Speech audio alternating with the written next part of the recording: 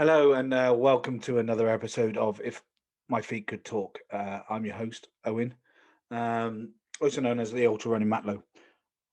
So I wasn't expecting really to make another podcast so soon after my last one.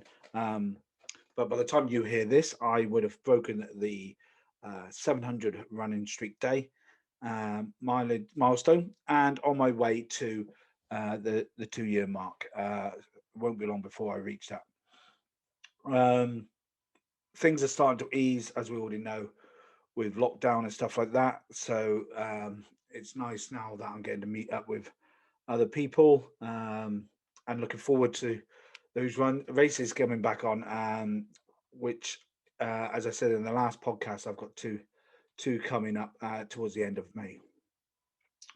Um, there's not really much more really to catch up on me at the moment. Busy with work, busy with family. Um, by the time this comes out, I would have had my birthday, grand old 43 years old. Lucky me. Um, so, yeah, there's not much more to really catch up on. So, which you're probably glad about, to be fair. I waffle on sometimes when it comes to the intro part. So, I'll start um, introducing my next guest. Now, this wonderful woman has raced in some incredible races around the world. She's a PT. She's from the area that I grew up in. Um, we have some. What's the best way to say this?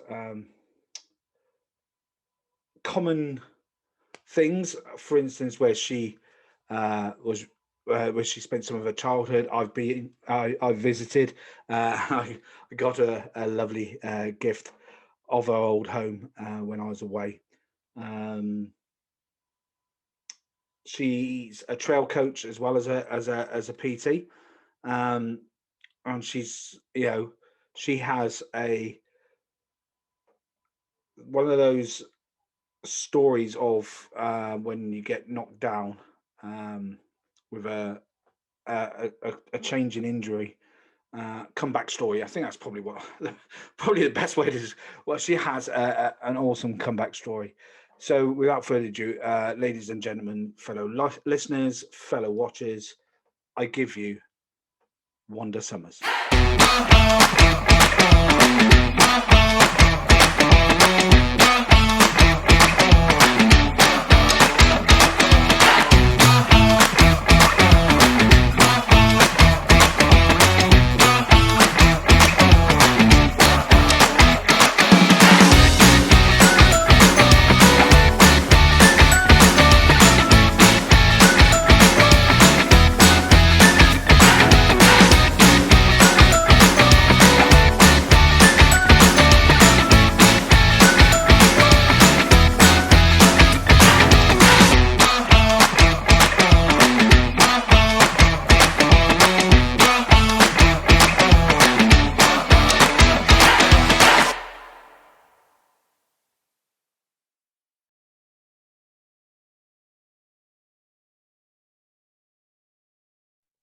And we are recording. Hello, Wanda. Welcome to the podcast. First of all, thanks for coming on. Really much appreciated. How are you? And how's your family doing? Nervous. I don't like being interviewed. Well, you're not the first, and you won't be the last. But are you okay? You apart from nervous, you've been doing all right? Yeah. Yeah, Good. How's the family? How's your sons and stuff? they're fine. Yeah. They all go all right? Yeah. So, Don't talk to me much. They do. so for those that don't know who you are, can you just quickly tell us who you are and what you do? God, this is so horrible. I'm Wanda Summers, and I'm a personal trainer Excellent. And you're based where? in Cornwall. In Cornwall, sunny Cornwall. Obviously, I was raised in Cornwall. And you live not far from where I was raised. Um, so, how's lockdown been for you? Has it been hard? Has it been easy because of your job? You've just been able to get on with it, or have you? How's it been? Apart from not being able to travel, it's been fine. Still been working. I'm doing lots of running. That's the main thing. That's Yeah. getting out, isn't it? Well, I'm antisocial, so it suits me. Yeah, quite a few people have said that on here, and people I know I've spoken to, that it's not made much difference to them because of their personality anyway. They're not big people goers or what have you. No. But you live in a nice place and you've got all those wonderful outdoor spaces to hit. I'm ridiculously lucky. That's what it is. It could have been worse. It could have been worse for you. You could have been stuck in the city, I guess. Exactly. Yeah. I feel really sorry for anyone stuck there. Yeah. So your family's all right and lockdown's been okay. Let's move down to. I always talk about my guest's childhood because I find a lot of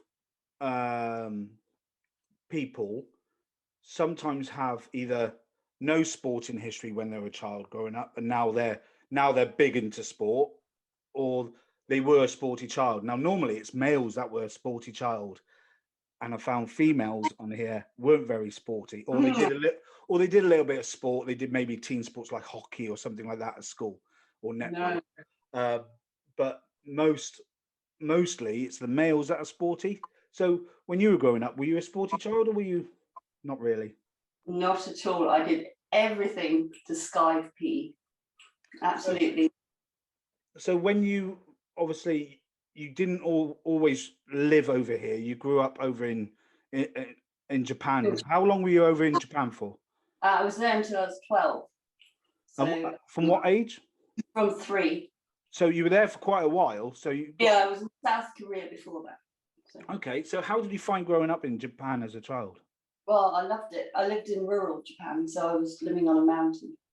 So I wasn't sporty in that I didn't do, team sports. Well, I didn't go to school for a start, but I did get lost in the mountains and the trees. And yeah, because it's obviously we found out a few years ago when I was in Japan that I was in your hometown. I know. And it was you suddenly you were like, oh, this is amazing and stuff like that. And I absolutely loved the mountains around there and running up some of the mountains. They're deep. It's fantastic places, absolutely fantastic. And it's amazing how I never really saw any kids playing sport as such when I was over there, although I know it goes on. Baseball is big. Yeah, obviously baseball, judo and various other sports go on, but I never saw like kids playing football outside like you do over here. Okay. Do you see over here nowadays? They all play Xbox, don't they? Yeah, well, it's sort of. My son's now going outside and socializing with his friends on his scooter and stuff like that, but it's not the same as when obviously we were growing up with sports. So were any of your family sporty at all? Were your parents, dad, or anything like that? Did you have any sporting family members? My father was just into boats and sailing. So you haven't had any sort of inspiration into the sport that you ended up falling into. So when did you start to find the love for running then? How old are you when you found the love? I just had my kids, well, my first son actually, because I've always walked. I've walked miles since I was a dot, since I was, I would wander off as a kid. You don't do that now, but then I'd be that wandering 4-year-old that had got lost. So it's in my blood, I think, to do that. So when I had my first son, obviously I couldn't walk as much. Yeah. I longed for that sense of freedom, I suppose. So I had to condense my walking into a shorter space of time. So that was sort of the start of thinking I'll have to start running to get the same distance. Yeah. But it was really because it was practical, because at the time I couldn't drive. And when my sons got old enough to go to school, I took them to a school 5 miles away. And I used to take them on the bus and then I'd walk back, and then I'd start jogging back each day, and then that eventually one day when it was school holidays, I thought actually I quite miss that running, and I went out and did it on my own. And then they started cycling. I was a horrible mother, actually. I made them cycle 10 miles a day to school from the age of 6 so I could run behind them. And so where were you at this time? Where were you? In Portsmouth, this was. Oh, so you were down in Cornwall at this point? In Cornwall, yeah. Yeah. Yeah. And it's not very flat down there. No. Poor child. The way out that hill, so I got used to hills pretty quick. Yeah. But I live not far from the beach, and so I sometimes ran down onto the beach, and I think I fell in love with sand running. That's my passion. So it sort of stemmed for necessity as well as your urge for the outside. Do you think that urge for the outside come from when you were living in the Far East and being out in the mountains and stuff? Probably. I mean, I do it as a job now. I take people and get them lost. I'm in my element because I think I should have been a nomad. Well, my grandfather was an Arab gypsy, so maybe that's what it was. He was nomadic. Maybe it's in my blood. It quite possibly is, the genetics from our family members, which is one of the reasons why I ask whether there's any sporty people in your family, because that's normally, it may skip a generation, but because you've got nomadic genes, that may be why you needed to be outside and traveling and moving. Pure Wanda. Yeah. So when did you decide then, right, I'm gonna enter a race? I was doing a lap on the beach, which is about roughly a mile. And at the time I was really unfit because I'd only just started running and I couldn't do this mile. Okay, this is how crazy I am. So I think, right, if I complete 1 mile on the beach, that means I should be able to do 20 miles on the beach, right? Because this is my brain. Yeah. I persevere until I can do this 1 mile on the beach. So then I have to do 20 miles on the beach, which I do. And then people start seeing me wandering up and down this beach running, thinking I'm a lunatic. And somewhere along the line, someone had told me about the Marathon des Sables, which is 150 miles across the Sahara. And I thought, you know what, if I can do 20 miles on this beach, why can't I do 150 on a really big beach? So that was my first thing I entered, really. So I've never done a marathon in my life. So here was me expecting, okay, before you jumped into the big event, so you entered the local 5K or something. No, so you've answered my next question then, really. Your first big event was the Marathon des Sables. Yeah. So it was 6 days in the Sahara. Yeah, I'd had no obviously most of the people that are listening and watching this, most of them would have heard of the Marathon des Sables, but for those that didn't, just give an idea of what the Marathon des Sables is. It's a self-sufficient race, so you take all your own kit apart from the tent over a week. It's over 7 days, and at that time, I don't know if they still do that now, but you have to have your own stove as well, your own cooking stove. So you have to take all your own food, all your own clothes, and then you run roughly a marathon a day, and then one of them is about 50 miles in the day. And you sleep in a tent overnight. You share a tent with about six other people, and you go to the loo al fresco, and you don't have to watch, which is great. What year was that? This was 2008, so it's changed quite a lot since then. Okay. I think it's become a bit more, maybe proper. Perhaps I think they might even have proper loos now, whereas then you just dug a hole. But I don't know. You're in the desert. It went famous when Ozzy Osbourne entered it, and then suddenly everyone wanted to enter it. Did you just say Ozzy Osbourne entered it? Yeah, he entered it. He didn't complete it, but he entered it. And then who was that other guy? Was it the rower? I've forgotten now. Oh, James Cracknell. Yeah, he didn't he do it? Okay. Yeah, he's done it. He's done it 1 year as well. Yeah. And because it was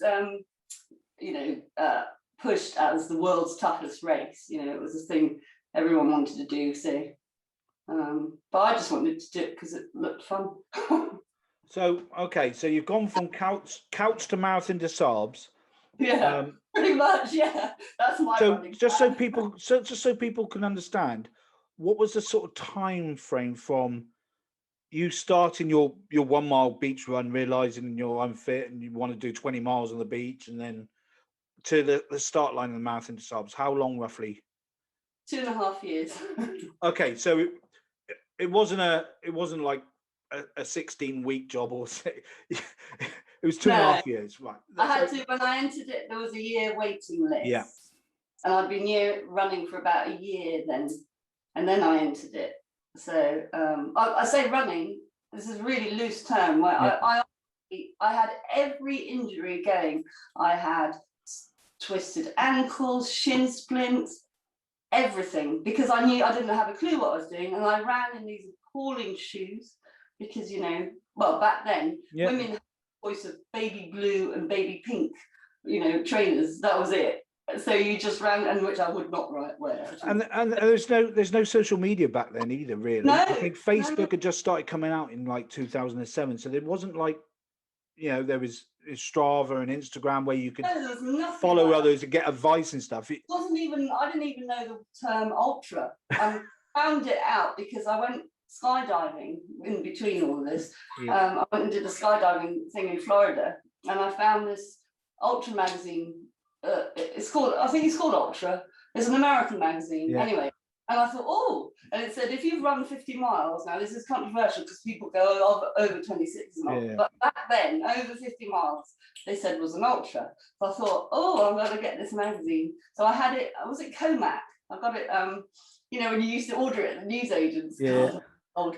Anyway, so I used to get this Ultra magazine, and it was all black and white with all these stats and ways of running. And I bought a running book in America as well called The Law of Running, which is a great book, and I realized how much I've been doing wrong. So that was good. So I was skydiving and running at the same time. I mean, I suppose that's where a lot of people back then got their information from, was books that were out. It doesn't mean it was right, but that's where the magazines like Runner's World and so forth. Runner's World. I mean, it must have been around, but I never saw it. Yeah, but that's where we got that information from, because there wasn't anything else, was there? No, you didn't know you don't know whether it's right or wrong because there was no one to argue against it.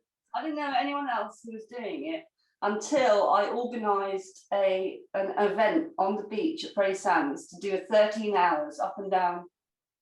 Was it 13 hours? I think it was 13 hours non-stop, because I figured in my head, I was trying to calculate for the first time I'd ever run 50 miles, that it might take me 13 hours. So if I could run 13 hours on the beach, I'd have no problem doing the race. And that's where I met Ferg, which, Andrew Ferguson, because he turned up to run it with me. And I remember him looking at, I didn't have anything. I didn't have bananas, I didn't have electrolytes. And he came with this big pot of electrolytes. If he ever sees this, he'll laugh. And he had it all properly done. And he went, you're never going to run up and down there because it's on a camber. I never let him forget it, because he quit after 6 hours. So wow. So those who don't know, Andrew Ferguson is one of the race directors of Mud Crew events, quite an accomplished ultra runner. He's done quite a few big events around the world. And it's quite funny. He didn't even make the 13 hours. I know, I've never let him forget it. And I don't blame you, because I would too. He's a thorn in my back. He always puts little ideas in my head for things to do, and I'm glad you don't let him get away with it. So I take it this was before the accident. This was before the accident. Okay. So you already started your running, and you made the start line. Obviously, you made the MDS. How were you feeling on that start line? It's your first ever race, your first ever big race as well. How was it? How was that feeling inside? I loved it, because it was 50-degree heat, which is, I'm in my element. I love sunshine. I was really, really happy. And I have to be honest, my training was harder than that race. Yeah. I went to the Canaries to do some training before on the sand in Fuerteventura on the you know, and I took my kit there to test it out, and I probably killed myself far more doing that. So actually, when I did the race, it seemed a lot easier than I expected, which sounds ridiculous, but it just shows if you prep well, you can do any of these things really. If you just turn up, you can do them, but you don't recover well. And my training is all about, you know, recovery. I think recovery. Oh, for sure. And it's like anything, you know, it's as hard as you make it. So if you put the work in beforehand, exactly, it'll, you know, it'll make on the day easier. And I often say to people, if you can run 5K, you can finish 10K. Doesn't mean you'll finish it pretty, but you'll finish it. But honestly, anyone can do a marathon the next day. Anybody tomorrow, if they have to, if your life depended on it, you could do it. It's just how you'd feel the day after, and that's the difference. Training mates. That's all it is. Yeah. Do you want to be able to feel good afterwards and be able to walk down the stairs, or do you want to die? Or do you want to? Yeah. Do you want to? You know, get shuffled down the stairs on your bum and stuff like that. You know. Exactly. That's the difference. That's all it is, isn't it? So, you finished it. You finished the endurance. Yeah, of course. How were you feeling when you finished? Great. Yeah, actually great, because I even ran the next day at the hotel. We, on these races, that what I love about the format of these races, you get to stay in a really posh 5-star hotel. Then you go out, you don't wash for a week, and then you get another night in a 5-star hotel. And I had to go running from this posh hotel, so I still had energy in me. So yeah, I you know, I loved it. Every minute of it, I loved it. And it's probably special to you because it was your first event, I would have thought. Yeah, as soon as I got back, I entered another event. I was hooked then. So, obviously, later on in 2008, you had a life-changing accident. Yeah. Let's talk about that for a bit. First of all, tell us what happened. As in what happened in the accident, what I did to myself. In the accident, what? In the accident. Yeah. I was paragliding because remember before I said I went skydiving in Florida.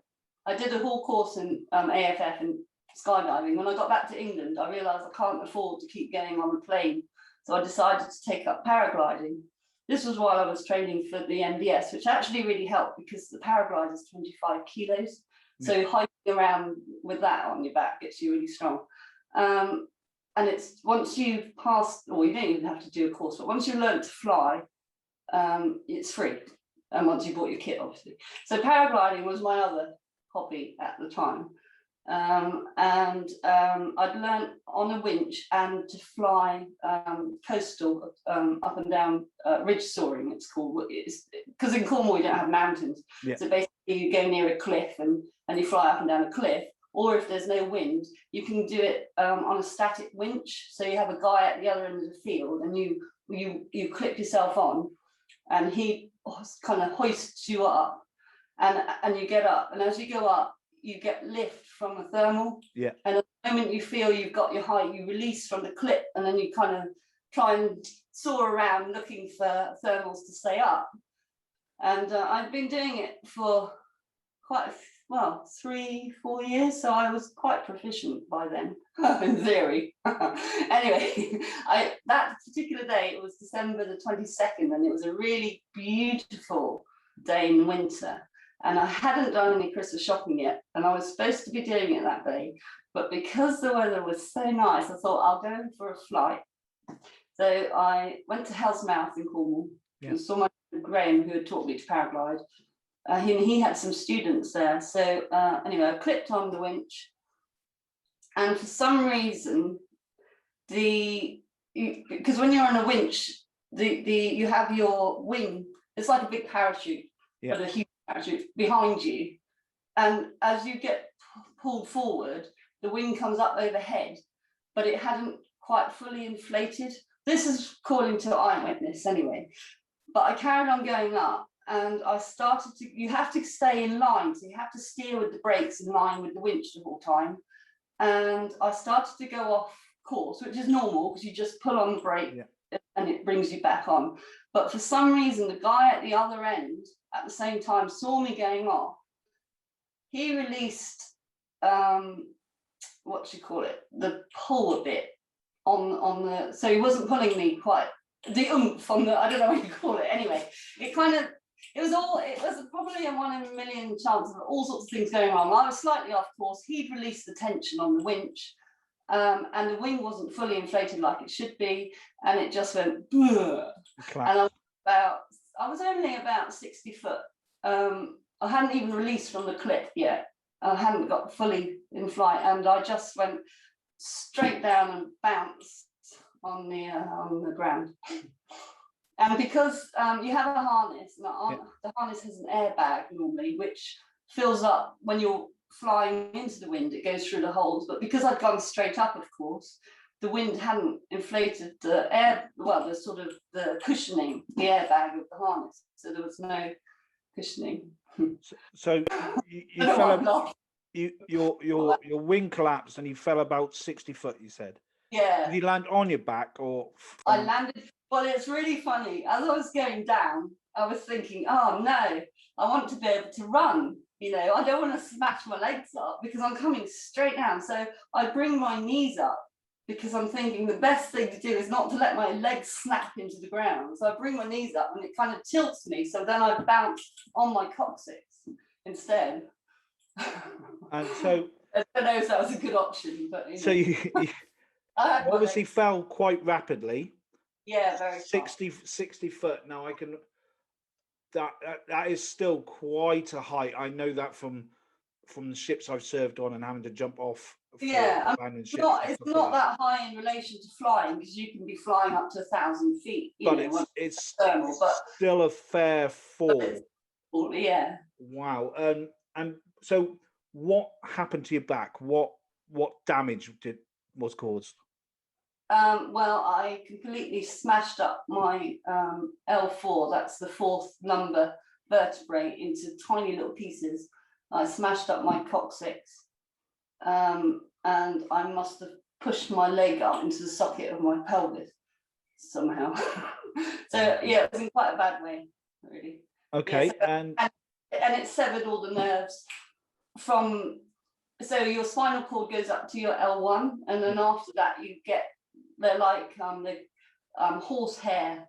Yeah. The nerves splay out, and the pieces of bone had gone into my spinal canal and severed those nerves on the L4. So I was paralysed. So you were left. Not only did you have obviously your L4, your coccyx, your leg into your pelvis, you were left paralysed as well. I was left paralysed from the waist down. Yeah. That's just from 60 foot. Bit of a bummer. Yeah.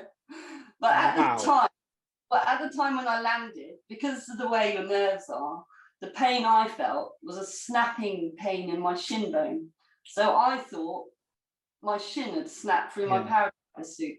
That's what I thought had happened. And a guy ran over to me.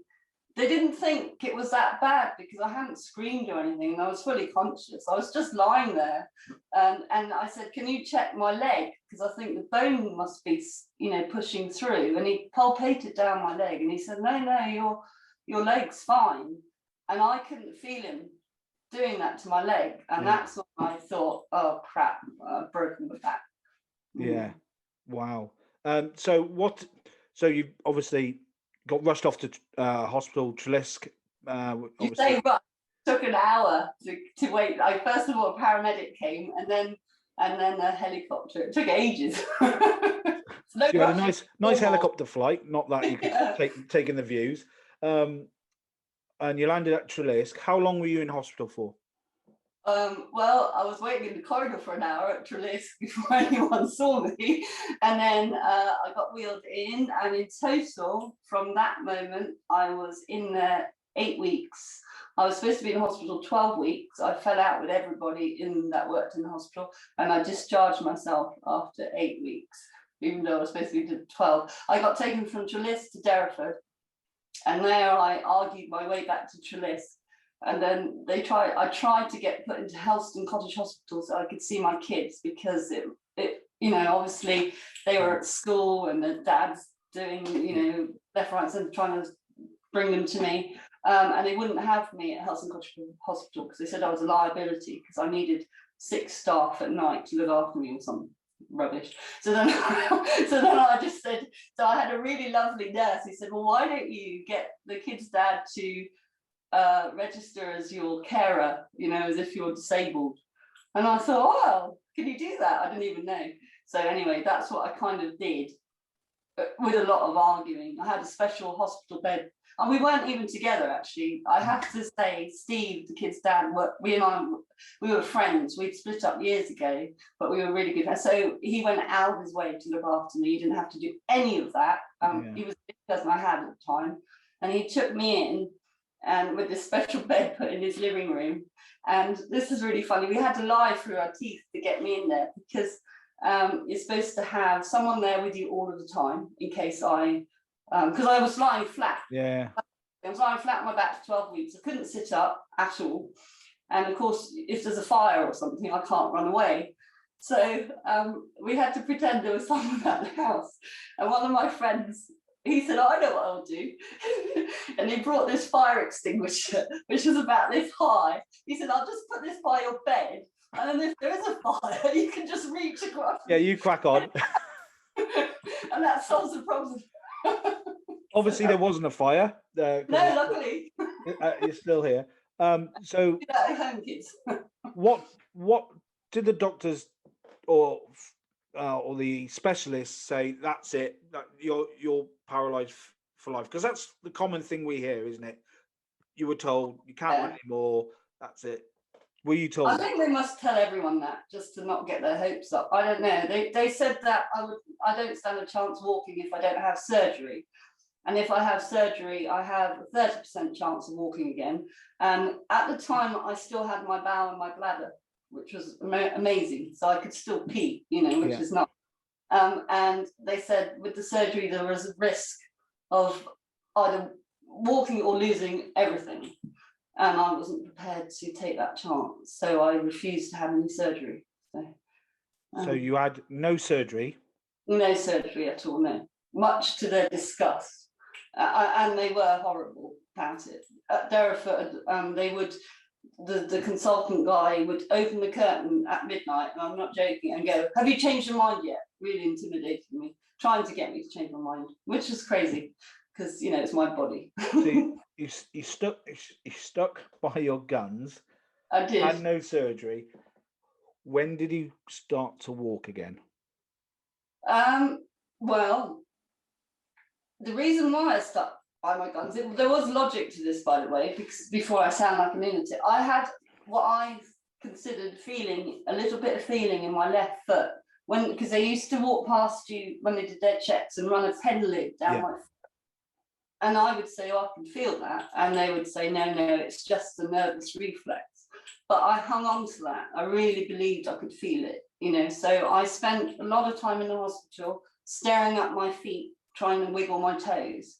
And after about, I think it was 6 weeks, I was wiggling my feet. And they came in and they said, oh, you should have had a secondary shock by now. You shouldn't be doing this. You shouldn't be moving at all. You're going to make it worse. And I didn't listen. I actually got them to draw the curtains around me, because they used to come in, the nurse used to come in and she would say, how is my log doing this morning? That was my name. Good bedside manner. Oh, yeah, so great. Anyway, so I stubbornly kept trying, and I would lift my legs up, which I wasn't supposed to do. I never moved my pelvis once, and I never sat up once, but I'd pull my legs up to try and, improve the circulation and get the nerves going. So at 8 weeks, when I got discharged and taken to Steve's house, I had all this list of things, of ideas I wanted to do to get my legs to work again. And I bought one of those. Well, I got Steve to go to Argos and get one of those little mini steppers. You see them on those adverts. Yeah. Just to make you really fit. I put it at the end of the bed, and I would force my feet to press it, and I would do this 6 to 8 hours a day. And I got a little pedometer, and I put it in my compression sock for it to, and it would take, I don't know, 40 seconds to get one click on that pedometer to make it. Took that much effort to get my foot to move, and I just wouldn't give up on it. So I kept going, kept doing this movement, so that by the 12th week, which was when I was supposed to have a scan to see if the bones that were all in little pieces had knitted together, they had forgot to book me in at Salisbury. I was supposed to go to Salisbury to have this scan. Well, yeah. And I rung up, I said, where's my appointment? Oh, you'll have to wait another 2 weeks. Now, when you've been lying on your back for 12 weeks, minute after minute, not moving, another 2 weeks is another 10 years. Yeah. I thought, no, I can't do it. So I called a friend of mine who's a chiropractor. And I got her to come over to see me. And I said, could you check the stability on my pelvis? Because I think if that's okay, I'll be okay to sit up, because I hadn't sat up at this point. So she came over, really kind of her, said, you know what, I think it's knitted back together. So I go, okay then. So I was on an electric bed, so I pressed the button which makes the bed come up, so you can. The first time I sat up, so it starts going, I come to sit up and I just pass out, because my body had been lying flat for so long, all the sudden, blood pulled out. So I just said this was my new mission now. So I kept trying to bring the bed up. I'd go back down, pass out, go back down, pass out, until eventually I could stay sat upright. So the moment that happened, I then tried to get the bed to go down and I stay upright without the support. That was my next thing. That took about another day. And then I called a friend, I've got lots of friends, who sold wheelchairs. Right. And I asked her if she could come over and bring a wheelchair so I could bum shuffle into the wheelchair and get out and about. And get out and about, which she very kindly did. Now, I did a really, really wicked thing, which is really naughty. The ambulance came for me 2 weeks later to take me to Salisbury. And I was so angry, now you've got to forgive me, I've been through quite a lot, that I hid. I said to Steve, can we drive up to Salisbury? I don't want to go in the ambulance. And I hid in the car when the ambulance turned up, because I was angry. And it was like, up yours, I'm in the car, I'm not lying flat, I'm not paralysed. And so that poor ambulance wasted a trip to pick me up. But it was, it was my therapy, if you like.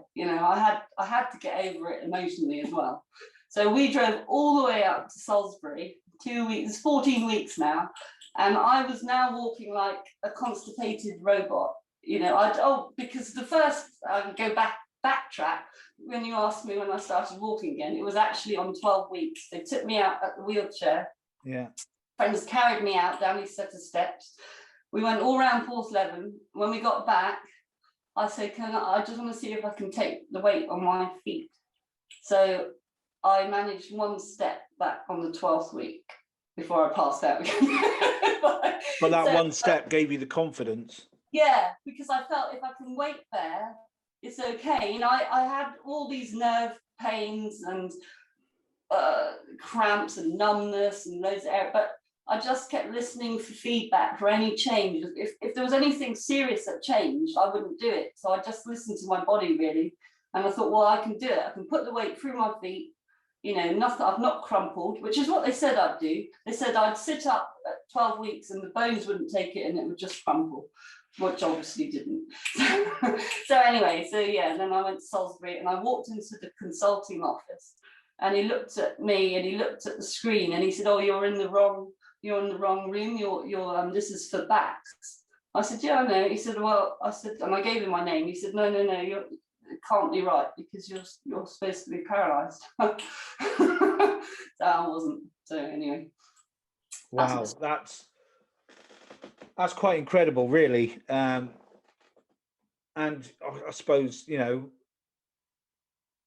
some of it may be the fact that, it was because you were stubborn and you did those exercises and stuff like that, and you listened to your body, and some of it may be, a little bit of luck as well, the way you healed. A lot of research. I didn't go into these things blindly. Yeah. I got every book I could. I tried to find case studies like mine on the internet, which just didn't exist because everyone had had surgery. But I researched, I wrote to universities to do with backs. I did look, you know, I've always been like that. I have to research something thoroughly, you know, and see what my options are. And we're so behind in this country to do with any back injury, so behind. That doesn't surprise me. Ridiculous. And Cornwall, where people paraglide and we've got cliffs of rock climbing, we don't know anything about backs. And it's just, you know, it's true, I'm afraid. but you know. But the good thing is I know for a fact that you're not in a wheelchair. You're not just walking. You were back running. Got my leg. So what was your first big race back? Well, when I'd got back from the Marathon des Sables, I'd booked to do the Gobi March, which is with Racing the Planet. They do a similar self-sufficient race, similar format, and it was in the Gobi Desert. And obviously then I broke my back. And while I was in hospital, whether it was because of the morphine, I don't know, but I emailed the organisers and I said, I'm paralysed right now, but if I can walk again, can I defer the race to the next year? Or if I can't, can I have my money back? And they said, yeah, no problem. So I deferred the race to 2010. I was supposed to do it in 2009.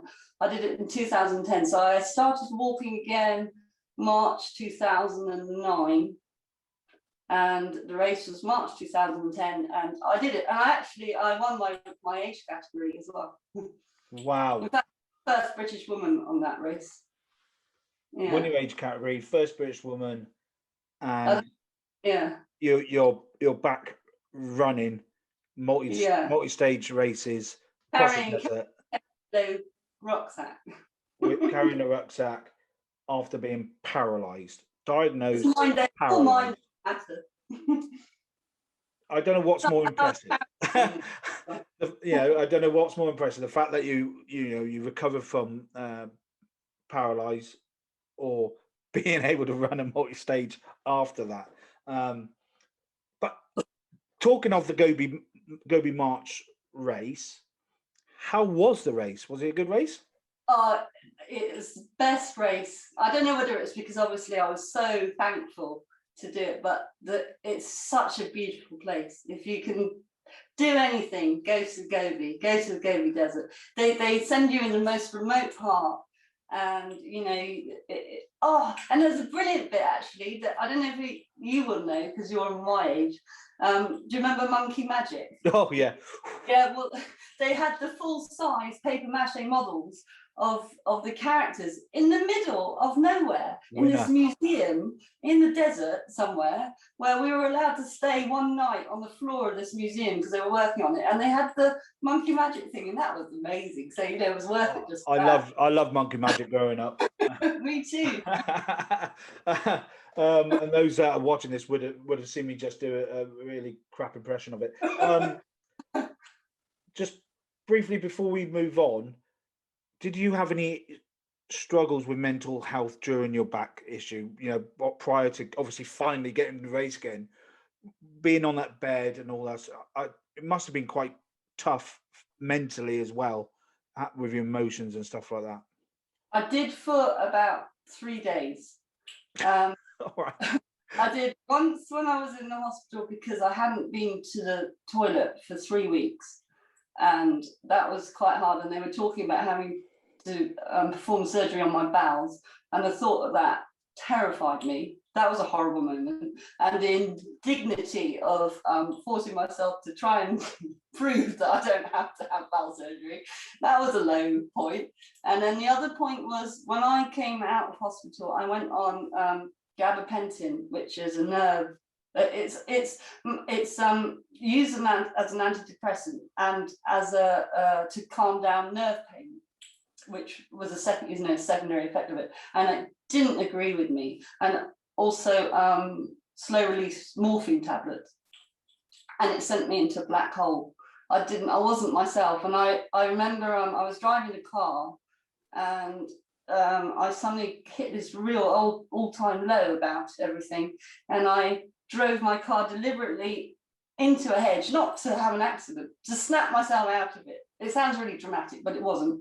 And I thought, right, that's it. I'm not taking any more tablets. I'm coming off a lot of them, because it wasn't me. Because Steve said to me, this isn't you. You're never down. He said, this is medication you're on. And it was true. It was. And so I came off it cold turkey, which was horrendous. You know, I had the shakes and fever, and I thought I'm going to die. it was pretty horrible coming off all this stuff.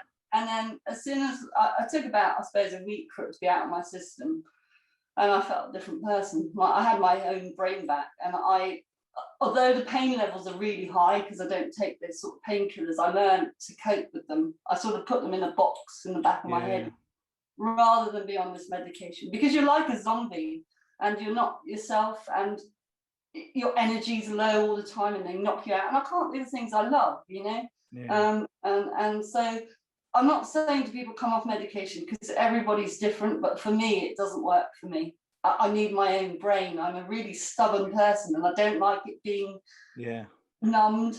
I need my. So we'll move on. You then started working at the Olympics as one of the PTs in 2012 in London. Yeah. How was that? Was that an experience? It was an amazing experience, actually. Yeah, I was really lucky. I think 8 people were selected by Technogym. You just had to fill out an application. And what was funny, was it 8 or 12? I can't remember now, but all the rest were really, one was Madonna's personal trainer, and, you know, you can imagine, and there's little old me from court, you know, with my completely unprofessional, but no, I loved it. And I was in there in the London in the Olympic Village for 6 weeks, and then I did the Paralympics as well. I ran the gym in Weymouth for the sailing. Well, I was in Weymouth for the entire bit, because I was on the big ship, a bit like that one behind me. Oh, you should come to see me. Well, I didn't know you were there. Obviously, I was for the main Olympics. We were at sea, protecting obviously the sailing arena and stuff. Yeah.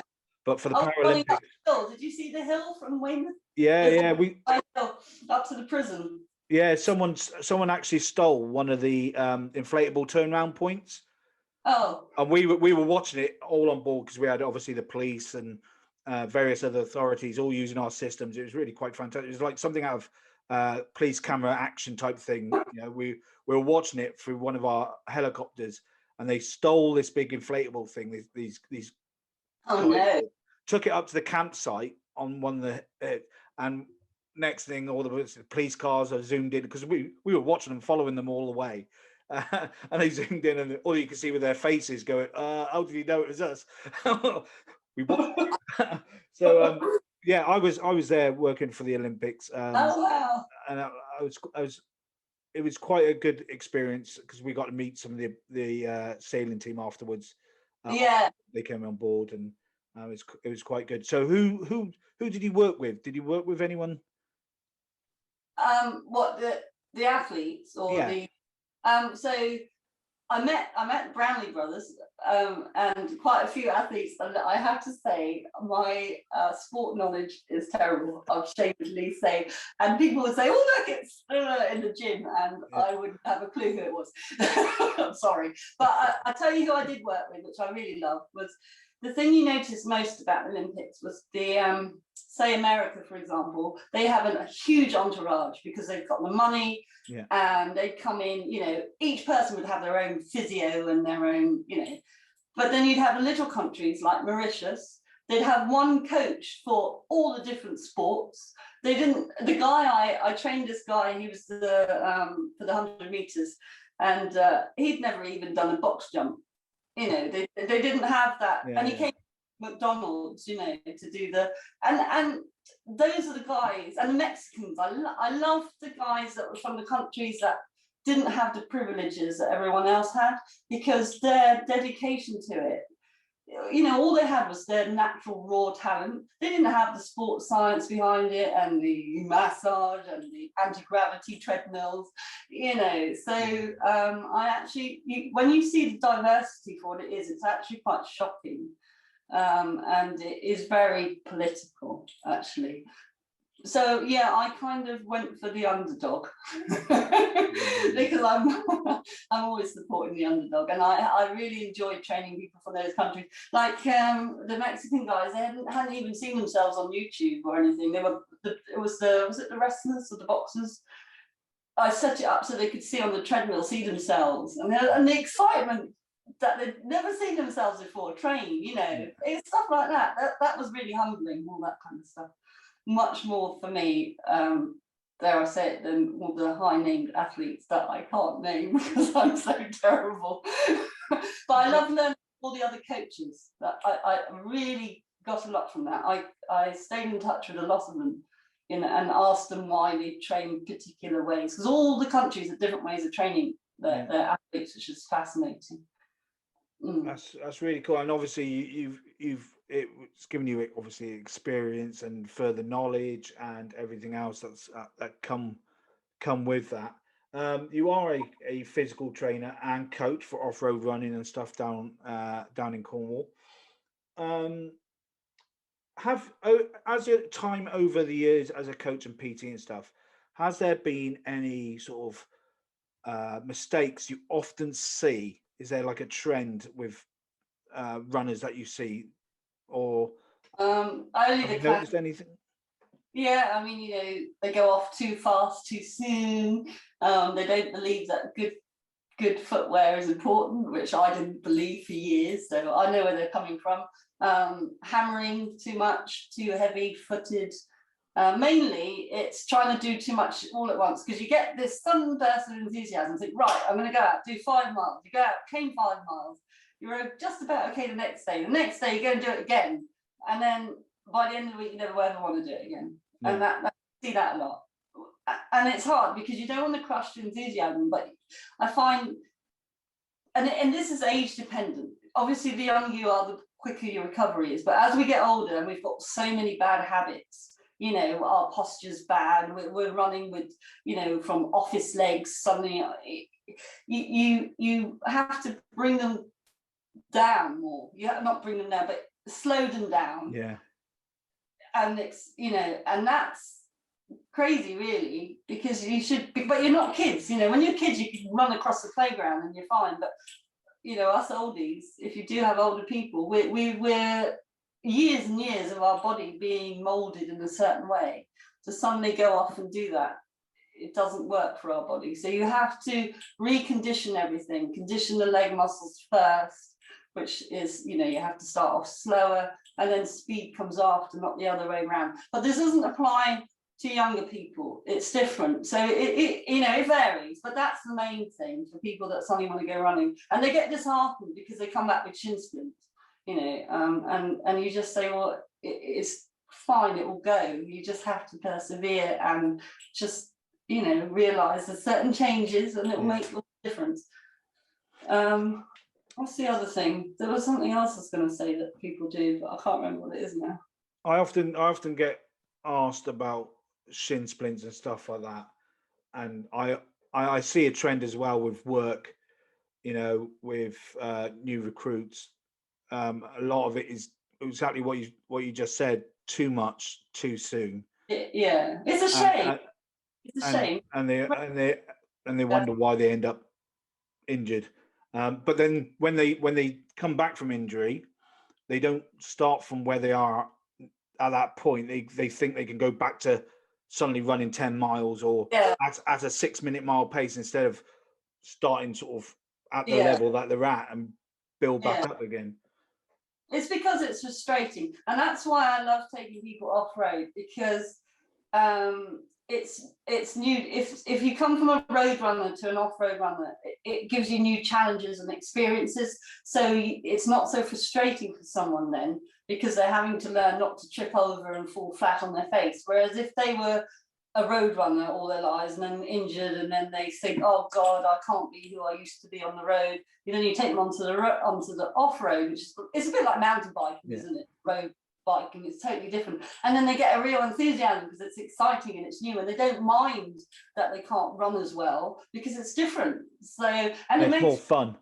It's more fun, and it makes you stronger, and it's so great for proprioception and balance, and core, and mobility. I do train road runners as well, but because of my back, I can't do a lot on tarmac.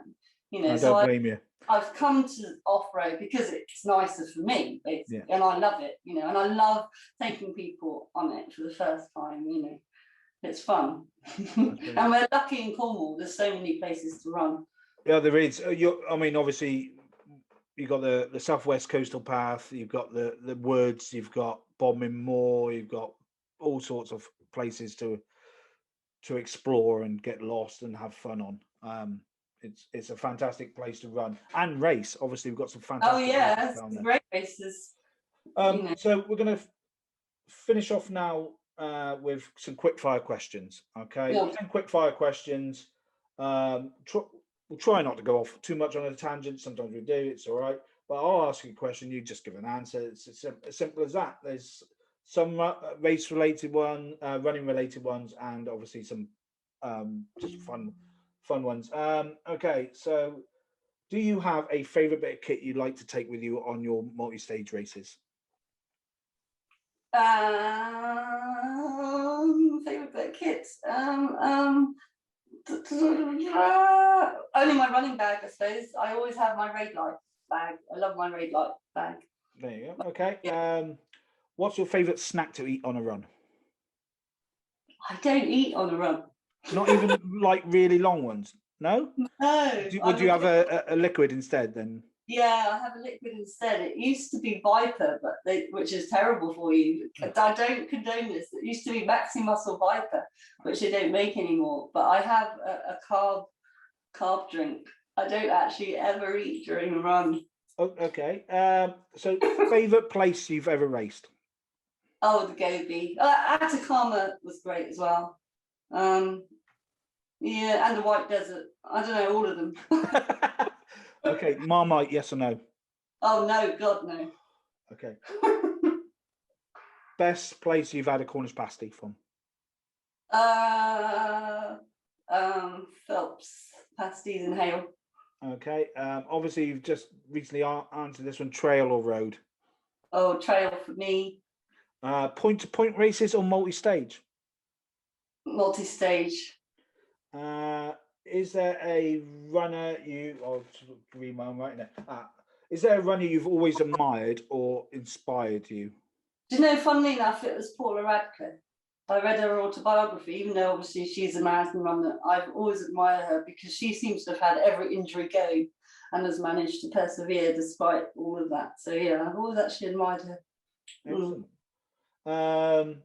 And is there a race you've always wanted to run in, but you haven't yet? I wanted to do Georgia, which is with Racing Planet, which was last year, which is August this year, and I can't do it this year, unfortunately, because of work. I wanted to do that. And I also want to do a run to Mount Fuji in Japan. Again, Mount Fuji's just there on the picture. Yeah. There is a race. I've forgotten what it's called. It's a multi-stage race in Japan. Anyway. I think I know of it. And last question: cream on jam or jam on cream on your scone? I like jam on cream. That's it's preferences. I'm not one of these. My son's a big advocate of jam first, but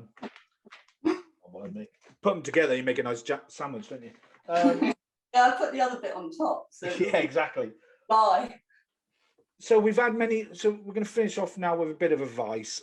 We've had many beginners start up over the lockdown over the last year or so. What would your advice be for those that have recently taken up running or want to take up running? Don't give it up. That's the main thing. Don't get disheartened because you think, oh, I ran really well last week and I can't run this week, because it happens to all of us, because our bodies don't just get better and better. We're in peaks and troughs the whole time.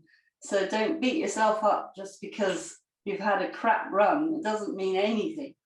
It just means you've had a day where your body needs to take it easy. That's all. That's brilliant. So Wanda, if people would like to follow you on social media or any other platforms, do you have a page they can find your coaching and stuff? Yeah, I'm on Facebook. I've got a Facebook page, Wanda Summers Personal Trainer and Off-Road Runner, and PT Wanda Summers on Twitter, which I hardly ever use, and a really out-of-date website which nobody is allowed to ever go on because I haven't updated it. So that's what I got. It's on there. I've been reading it. I I'll haven't changed. put the links in the description anyway. But we'll have a chat after I've paused this. But for now, from the podcast, thank you very much, Wanda, for coming on. I know you were really nervous at the beginning, I am but once you got going, you were fine. I Oh. said you'll chat away. It's really appreciated, and your comeback story is remarkable. And who knows? Like I said to you prior, if someone listening to this can relate or knows someone or it helps someone, that it's got to be a win, hasn't it? So Yeah. thank you for your time. I know you're quite a busy person, and from now from the podcast, thank you very much, Wanda Summers. So that was Wanda Summers. What a fabulous runner, human being she is. She was so nervous at the beginning, and you probably could tell. But as soon as she started talking, she was gone. It was brilliant. Really enjoyed that, and it was really interesting to see how she come back from such a devastating accident and injury, and it just proves really that if you really want something, you can achieve it, and she's shown that. She's approved it. Once again, I'd like to thank everyone for listening and watching this podcast. The feedback I get is brilliant. Please keep on listening, keep on watching. Give us a like, give us a share, give us a subscribe on YouTube, all that sort of stuff. Please keep pushing out the good work that we do here on If My Feet Could Talk. But for now, I've been your host, Owen, the Ultra Running Matlow, and until next time, thank you very much. Catch you later.